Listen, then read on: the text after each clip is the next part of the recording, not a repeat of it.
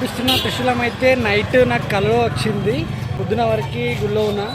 మళ్ళొకసారి కల్లారు చూసుకొని కొంచెం ఇట్లా పక్కకు రాగానే ఆ పెద్దమ్మకి మొక్కులు చెల్లించుకొని ఇక్కడ వాళ్ళ ఫ్యామిలీలతో కలిసి బోనం దించి మొక్కులు సమర్పించి కళ్ళు శాఖలతో దావత్ అయితే చేసుకుంటారు. ఎక్కడెక్కడి నుంచో చాలా దూరం నుంచి కూడా వస్తారంట ఇక్కడికి. ఇక ప్రతి ఆదివారం అయితే నిలబడదామంటే సందు దొరకదట ఇక్కడ ఉన్న వాళ్ళు చెప్తున్నారు.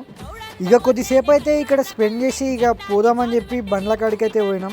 ఇక్కడ బండ్లు కార్లు పార్కింగ్ అయితే చాలా అంటే చాలా బాగుంది ప్లేస్.